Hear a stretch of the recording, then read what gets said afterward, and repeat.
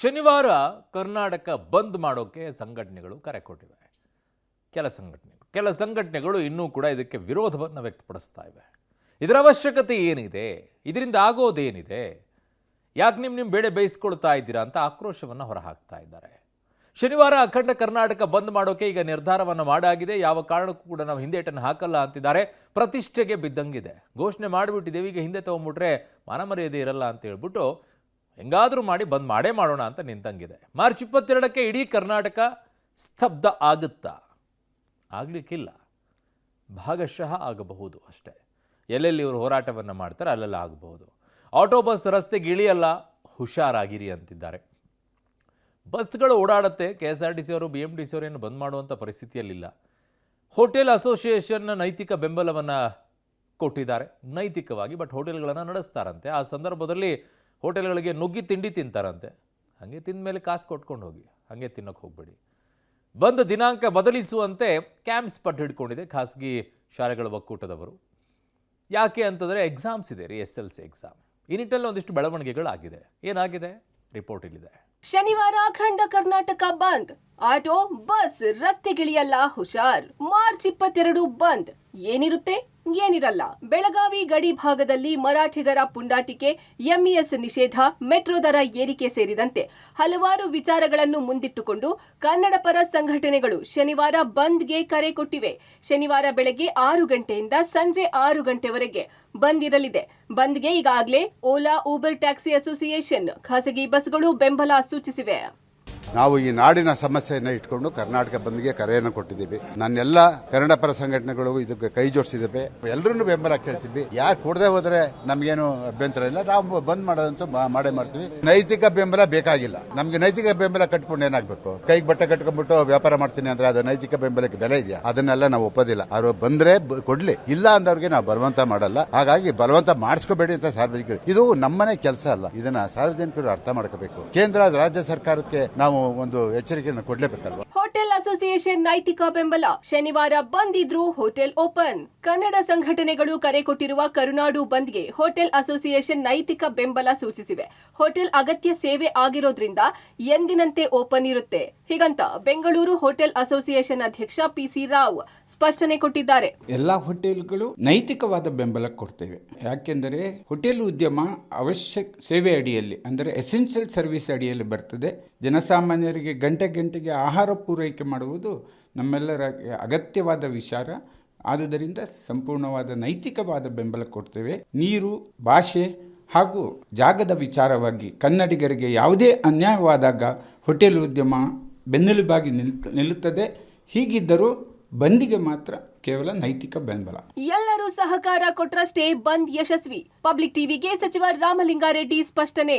ಇನ್ನು ಕರ್ನಾಟಕ ಬಂದ್ ವಿಚಾರವಾಗಿ ಸಾರಿಗೆ ಸಚಿವ ರಾಮಲಿಂಗಾರೆಡ್ಡಿ ಪ್ರತಿಕ್ರಿಯೆ ಕೊಟ್ಟಿದ್ದಾರೆ. ಎಲ್ಲಾ ಸಂಸ್ಥೆಗಳು ಸಹಕಾರ ಕೊಟ್ರಷ್ಟೇ ಬಂದ್ ಯಶಸ್ವಿಯಾಗುತ್ತೆ. ಸಾರಿಗೆ ನೌಕರರ ಬೆಂಬಲದ ಬಗ್ಗೆ ನನಗೆ ಗೊತ್ತಿಲ್ಲ. ಎಲ್ಲವೂ ಶನಿವಾರ ಗೊತ್ತಾಗಲಿದೆ ಅಂತ ಸಾರಿಗೆ ಸಚಿವರು ಹೇಳಿದ್ದಾರೆ. ಒಂದು ಬಂದ್ ಆಗಬೇಕಾಗಿದ್ದರೆ ರಾಜ್ಯದಲ್ಲಿ ಸಾರಿಗೆ ಸಂಸ್ಥೆಗಳು, ಈ ಥರ ನೂರಾರು ಸಂಘ ಸಂಸ್ಥೆಗಳಿದ್ದಾರೆ ಕರ್ನಾಟಕದಲ್ಲಿ. ಎಲ್ಲ ಸಂಘ ಸಂಸ್ಥೆಗಳು ಸಹಕಾರ ಕೊಟ್ಟರೆ ಬಂದು ಯಶಸ್ವಿ ಆಗುತ್ತೆ. ಇದು ಕನ್ನಡ ಭಾಷೆ ಬಗ್ಗೆ, ನಮ್ಮ ನೆಲದ ಬಗ್ಗೆ ಮತ್ತು ಜಲ ಇಂಥ ವಿಚಾರಗಳಲ್ಲಿ ಸಂಘಟನೆಗಳು ಆವಾಗವಾಗ ಸಮಯ ಸಂದರ್ಭ ನೋಡಿಕೊಂಡು ಬಂದು ಕರೆ ಕೊಟ್ಟಿರ್ತಾರೆ. ಅದರಲ್ಲಿ ನಮ್ಮ ಯೂನಿಯನ್ ಅವರು ಕೂಡ ಕೊಟ್ಟಿರ್ಬೋದು. ಇನ್ನು 22ನೇ ತಾರೀಕಲ್ವ, ನೋಡೋಣ ಏನೇನಾಗುತ್ತೋ. ಬಂದ್ಗೆ ಪ್ರವೀಣ್ ಶೆಟ್ಟಿ ಬಣದ ಬೆಂಬಲ ಇಲ್ವಾ? ಶುಕ್ರವಾರ ನಿರ್ಧಾರ ಎಂದ ಕರವೇ ಪ್ರವೀಣ್ ಶೆಟ್ಟಿ. ರಾಮನಗರದಿಂದ ಮತ್ತೊಂದು ಪಾದಯಾತ್ರೆಗೆ ಸಿದ್ಧತೆ. ಶನಿವಾರದ ಬಂದ್ಗೆ ಕರವೇ ಪ್ರವೀಣ್ ಶೆಟ್ಟಿ ಬಣ ಬೆಂಬಲ ಕೊಡೋದು ಡೌಟು. ಕರ್ನಾಟಕ ಬಂದ್ಗೆ ಬೆಂಬಲ ಕೊಡಬೇಕಾ ಬೇಡವಾ ಎಂಬ ಬಗ್ಗೆ ಶುಕ್ರವಾರ ತೀರ್ಮಾನ ಮಾಡಲಾಗುತ್ತೆ. ಈ ನಡುವೆ ರಾಮನಗರದಿಂದ ಮತ್ತೊಂದು ಬೃಹತ್ ಪಾದಯಾತ್ರೆಗೆ ಕರವೇ ಪ್ರವೀಣ್ ಶೆಟ್ಟಿ ಬಣ ಪ್ಲಾನ್ ಮಾಡಿಕೊಂಡಿದೆ. ಮೇಕೆದಾಟು ಮಹದಾಯಿ ಯೋಜನೆ ಜಾರಿ, ಕರ್ನಾಟಕದಲ್ಲಿ 60% ಉದ್ಯೋಗವನ್ನು ಕನ್ನಡಿಗರಿಗೆ ಕೊಡಬೇಕು ಎಂದು ಆಗ್ರಹಿಸಿ ರಾಮನಗರದಿಂದ ವಿಧಾನಸೌಧದವರೆಗೆ ಪಾದಯಾತ್ರೆ ನಡೆಸಲು ತಯಾರಿಯಾಗಿದೆ. ಈಗಾಗಲೇ ಒಂದು ಸುತ್ತಿನ ಮಾತುಕತೆ ನಡೆದಿದೆ. 21ನೇ ತಾರೀಕು ನಾವು ಪಾದಯಾತ್ರೆಯನ್ನು ಇಟ್ಕೊಂಡಿರೋದ್ರಿಂದ ಮೇಕೆದಾಟು ಯೋಜನೆ ಜಾರಿಗೆ ಬರಬೇಕಂತ ಒತ್ತಾಯಿಸೋದ್ರ ಮುಖಾಂತರ ಕೇಂದ್ರ ಸರ್ಕಾರದ ಮತ್ತು ರಾಜ್ಯ ಸರ್ಕಾರದ ಗಮನವನ್ನು ಸೆಳೆಯಲಿಕ್ಕೆ ಪಾದಯಾತ್ರೆಯನ್ನು ಹಮ್ಮಿಕೊಂಡಿದ್ದೀವಿ. ಆದ್ರಿಂದ 21ನೇ ತಾರೀಕು ನಾವು ಪಾದಯಾತ್ರೆಯಲ್ಲಿ ಇರ್ತೀವಿ, 22ನೇ ತಾರೀಕು ಸಹ ನಾವು ಪಾದಯಾತ್ರೆಯಲ್ಲಿ ಇರ್ತೀವಿ. ಬಂದು ಕರೆ ಕೊಡಬೇಕಾದ್ರೆ ಮುಂಚೆನೆ ನಾವು ಇದನ್ನ ನಾವು ಹಾಕೊಂಡಿದ್ದೀವಿ, ಪಾದಯಾತ್ರೆಯನ್ನು ಹಾಕೊಂಡಿದ್ದೀವಿ. ಆದ್ರಿಂದ ಮೊದಲನೇದಾಗಿ ನಾವು ಪಾದಯಾತ್ರೆಯನ್ನು ಯಶಸ್ವಿಗೊಳಿಸಬೇಕು, ಕೇಂದ್ರ ಸರ್ಕಾರದ ಗಮನವನ್ನು ಸೆಳೆಯಬೇಕು, ರಾಜ್ಯ ಸರ್ಕಾರದ ಗಮನವನ್ನು ಸೆಳೆಯಬೇಕಂತೇಳಿ ಮೇಕೆದಾಟು ಯೋಜನೆ, ಕಳಸಾ ಬಂಡೂರಿ ಯೋಜನೆ, ಕರ್ನಾಟಕರ ಉದ್ಯೋಗ ಇದೆಲ್ಲವೂ ಸಹ ಜಾರಿಗೆ ಬರಬೇಕನ್ನುವಂತ ಒತ್ತಾಯ ಮಾಡಲಿಕ್ಕೆ ಈ ಪಾದಯಾತ್ರೆಯನ್ನು ಹಮ್ಮಿಕೊಂಡಿದ್ದೀವಿ. ಹಾಗಾದ್ರೆ ಬಂದ್ ದಿನ ಏನಿರುತ್ತೆ ಏನಿರಲ್ಲ ಅನ್ನೋದನ್ನ ನೋಡೋಣ. ಶನಿವಾರ ಬಂದ್ ಏನಿರುತ್ತೆ? ಆಸ್ಪತ್ರೆ, ಮೆಡಿಕಲ್ ಸ್ಟೋರ್, ಹಾಲು ಪೂರೈಕೆ, ಅಗತ್ಯ ವಸ್ತುಗಳ ಪೂರೈಕೆ, ಮೆಟ್ರೋ ಸಂಚಾರ, ಬಿಎಂಟಿಸಿ ಸಂಚಾರ, ಕೆಎಸ್ಆರ್ಟಿಸಿ ಸಂಚಾರ. ಶನಿವಾರ ಬಂದ್ಗೆ ಯಾರ ಬೆಂಬಲ? ಓಲಾ ಬೆಂಬಲ, ಊಬರ್ ಬೆಂಬಲ, ಟ್ಯಾಕ್ಸಿ ಬೆಂಬಲವನ್ನ ಕೊಡ್ತಾ ಇದೆ. ಎಪಿಎಂಸಿ ಸಹ ಬೆಂಬಲವನ್ನ ನೀಡುತ್ತಿದೆ. ಬಂದ್ಗೆ 50-50 ಬೆಂಬಲ. ಥಿಯೇಟರ್, ಚಿತ್ರೋದ್ಯಮ, hotel, mall, bakery, bar, restaurant, ಅಂಗಡಿ ಮುಂಗಟ್ಟು, ಬೀದಿ ಬದಿ ವ್ಯಾಪಾರಸ್ಥರು 50-50 ಬೆಂಬಲ ಸೂಚಿಸಿದ್ದಾರೆ. ಒಗ್ಗಟ್ಟು ಅನ್ನೋದು ಎಲ್ಲರಲ್ಲೂ ಇರಬೇಕು. ಸುಮ್ಮನೆ ನಾವೊಬ್ರು ನಿಂತ್ಕೊಳ್ಳೋದು, ನಾವೊಬ್ರು ಸೇರೋದು, ನಾವು ಸ್ಟ್ರೈಕ್ ಮಾಡ್ತೀವಿ, ನಾವು ತೋರಿಸ್ತೀವಿ ಅನ್ನೋದಕ್ಕಿಂತ ಪ್ರತಿಯೊಬ್ಬರಲ್ಲೂ ಇರಬೇಕು ಒಗ್ಗಟ್ಟು ಅನ್ನೋದು. ಬೆಂಬಲ ನಾವು ಆಲ್ರೆಡಿ ನಾವು ಚಾಲಕರ ಮೇಲೆ ಬೆಂಬಲ ಕೊಡ್ಲೇಬೇಕು, ಪ್ರತಿಯೊಬ್ರು ಕೊಡ್ಲೇಬೇಕು. ಭಾಗಿ ಆಗ್ತೀವಿ. ಶನಿವಾರ ಕರ್ನಾಟಕ ಬಂದ್ ಮಾಡಿರೋದು ಸೋಮವಾರ ಮಾಡ್ಬೇಕಾಯ್ತು. ಸೋಮವಾರ ಮಾಡ್ತಾ ಇದ್ರೆ ಸ್ವಲ್ಪ ಗೌರ್ಮೆಂಟ್ಗೆ ಏನೋ ಲಾಸ್ ಆಗ್ತಾ ಇತ್ತು, ಏನೋ ಅವ್ರಿಗೆ ಗೊತ್ತಾಗ್ತಾ ಇತ್ತು. ಶನಿವಾರ ಹೆಂಗಾದ್ರೆ ಹಾಫ್ ಡೇನೆ ರಜಾನೇ ಇರೋದು, ಏನ್ ಪ್ರಯೋಜನ ಇಲ್ವಲ್ಲ.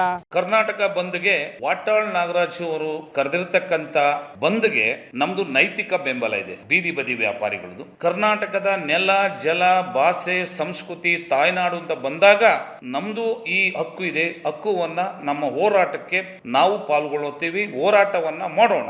ಆದ್ರೆ ಎಂದಿನಂತೆ ವ್ಯಾಪಾರ ವಹಿವಾಟ ಇರುತ್ತೆ, ನೈತಿಕ ಬೆಂಬಲ ಇರುತ್ತೆ.